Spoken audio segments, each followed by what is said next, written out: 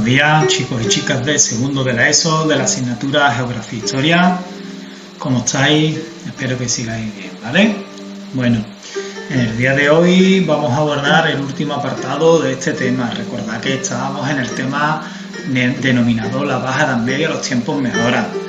Habíamos ido viendo cómo, merced a esa expansión agrícola, al aumento de la producción de alimentos, había aumentado la población y eso había motivado un incentivo en la actividad económica y en el comercio. Eso a su vez había promovido mayor dinero en circulación y la aparición de un grupo social clave a partir de ahora en la historia de Europa y la historia del mundo, la burguesía. Bien, ¿por qué os cuento esto? Porque vamos a abordar hoy un nuevo estilo artístico. En temas anteriores de la Alta y Plena Edad Media habíamos visto cómo el estilo artístico era el románico. Bien, pues ahora aparece uno nuevo que va a romper completamente con el anterior. Me refiero al estilo artístico gótico. Vamos allá. Desde el siglo XII aparece el gótico. Fue un nuevo estilo artístico que rompía totalmente con el románico. Aunque nació en Francia, pronto se va a extender a más zonas de Europa. El gótico fue un estilo eminentemente religioso. ¿Por qué? Pues porque la mayoría de las obras van a estar ligadas al ámbito religioso. Esculturas y pinturas de Cristo, de vírgenes y de santos. Y sobre todo las catedrales. Es el edificio por antonomasia de este estilo. Catedrales impresionantes, imponentes, con preciosas y majestuosas vidrieras y rosetones, como luego veremos.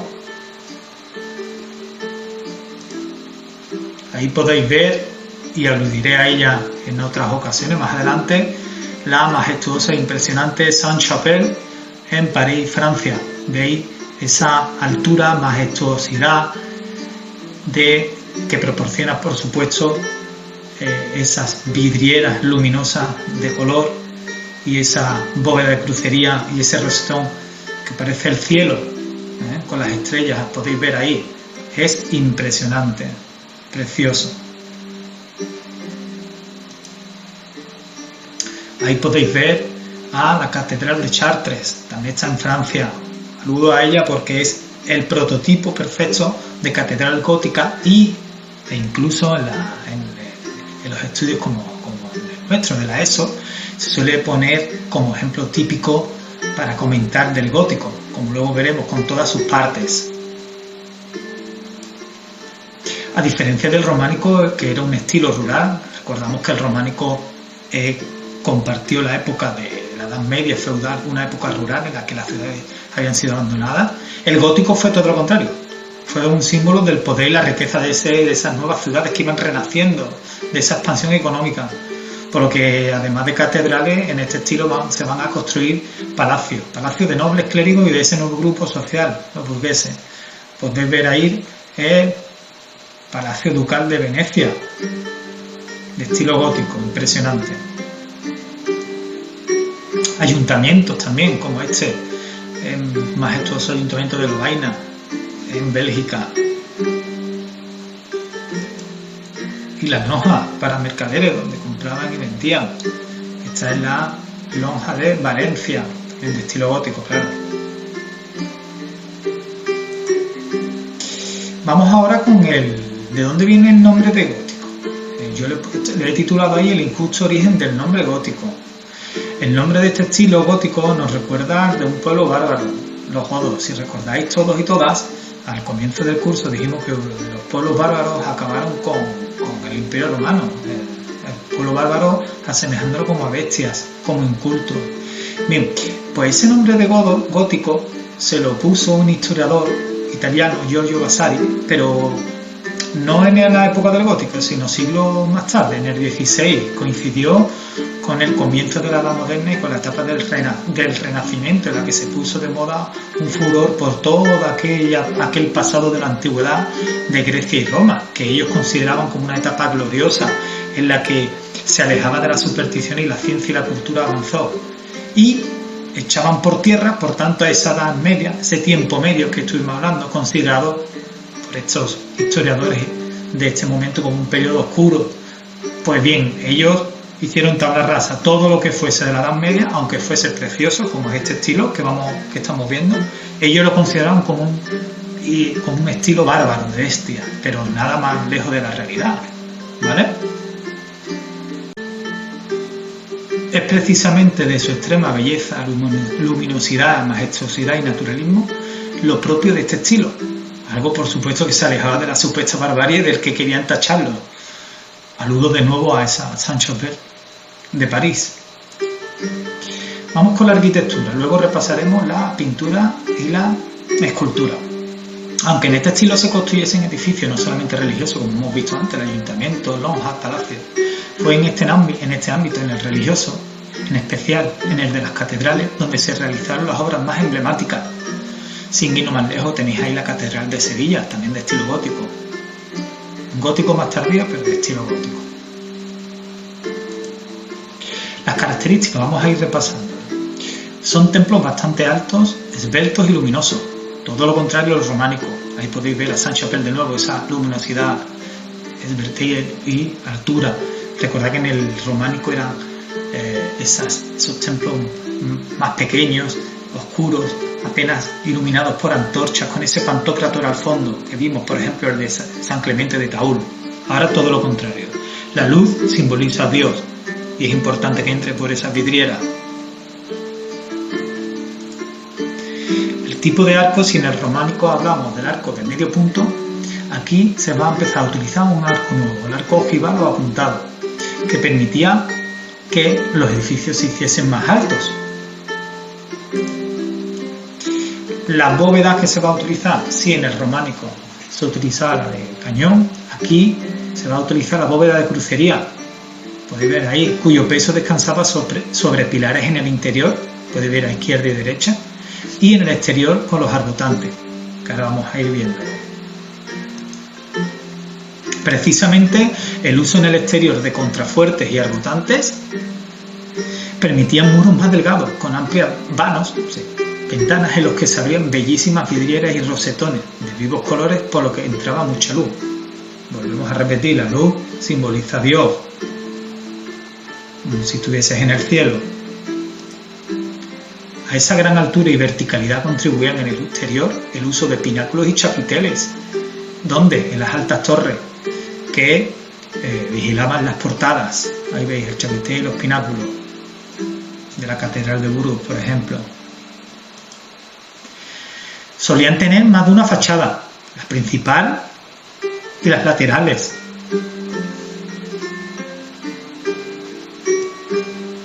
Las plantas de los edificios, si las vemos a vista de pájaro, seguían siendo en forma de cruz latina.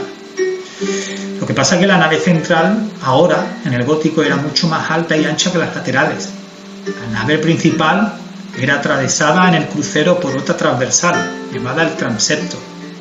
El altar se le llamaba ábside, podéis verlo ahí, y alrededor de este se podía abrir el deambulatorio.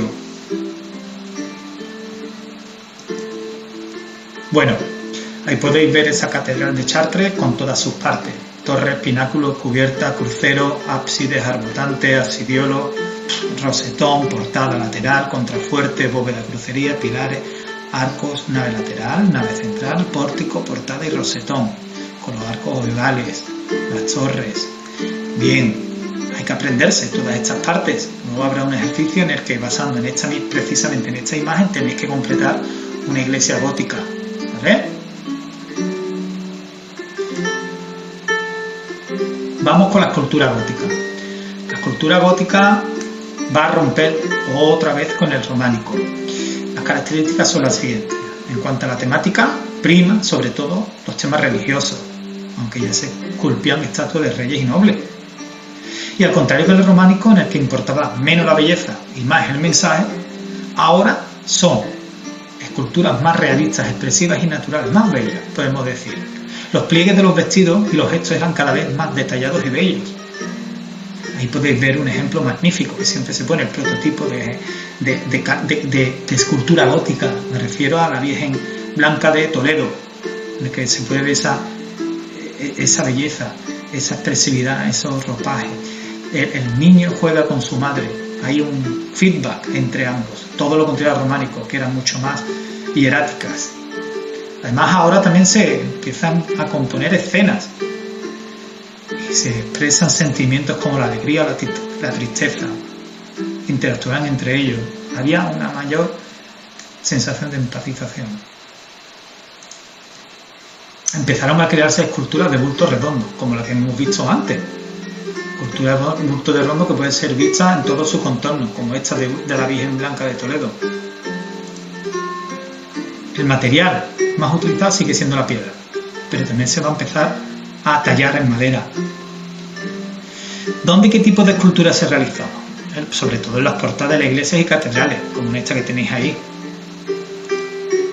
Y dentro de los templos se empezaron a esculpir los retablos, como este que tenéis aquí de la Catedral de Sevilla, en el que un armazón de madera o alabastro se divide en franjas verticales y horizontales, formando recuadros donde se sitúan las estatuas, relieves o pinturas.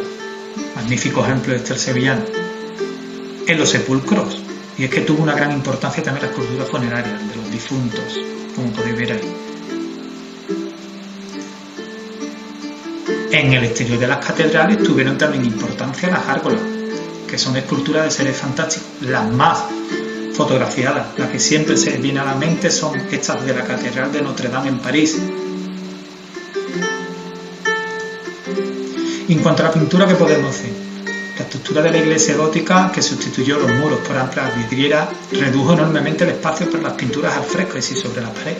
De ahí que se fuese generalizando la pintura sobre tabla. Y, muy importante, no nos podemos olvidar de las miniaturas de los códices. Los temas más representados seguían siendo los temas religiosos, aunque también se realizaron retratos de nobles y burgueses, coincidiendo con ese renacimiento comercial y urbano. Y ya hemos visto a lo largo del tema cómo esta obra la habéis visto en varias ocasiones. Es el matrimonio Arnolfini, una obra del flamenco Johan van Eyck, que muestra al banquero Giovanni Arnolfini y su esposa Zenami, que se asentaron en la ciudad de Brujas para hacer negocios. Ahí se puede ver esa prosperidad de una familia, un matrimonio burgués bien avenido, la mujer embarazada, el perro, en su palacio con todo lujo y comodidades. Otras características de la pintura gótica fueron la gran variedad de colores empleados, el uso del dorado, la introducción de los paisajes de fondo y la figura de proporciones alargadas y curvilíneas. Prima la línea sobre el color y se busca el realismo, la expresividad y el movimiento en las figuras. Vamos con las actividades.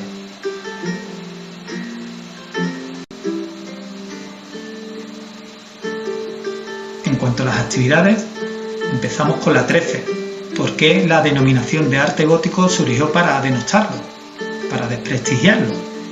14. Porque ese calificativo de arte gótico de gótico no era ni mucho menos justo. Lo explicáis. En la 15 tenéis que completar las partes de esa catedral gótica siguiendo la del dibujo del siguiente enlace.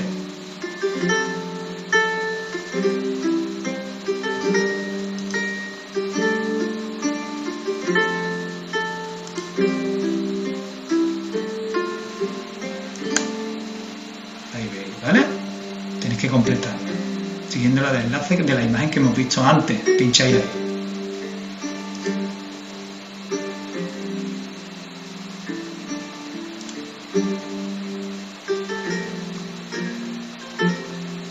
En la 16, ¿cuál es la principal característica de la escultura y pintura gótica frente a la románica? Y en la 17 tenéis que esforzaros. Buscar en internet, seleccionar en internet y pegar en esta hoja elaborando un breve informe de alguna obra escultórica, de una escultura, de una pintura que recoja el mayor número de rasgos propios del gótico, en la escultura o en la pintura, el que queráis. Lo ponéis, elaboráis un breve informe y ya sabéis. Recogéis cuáles son las principales características, ¿vale? Bueno, si no tenéis impresora, como es en el caso de muchos, podéis hacer un montaje haciendo pantallazos en una hoja de Word o de OpenOffice. Y como siempre digo, si tenéis alguna duda, ya sabéis, me mandáis un mensajito. Bueno, un saludo.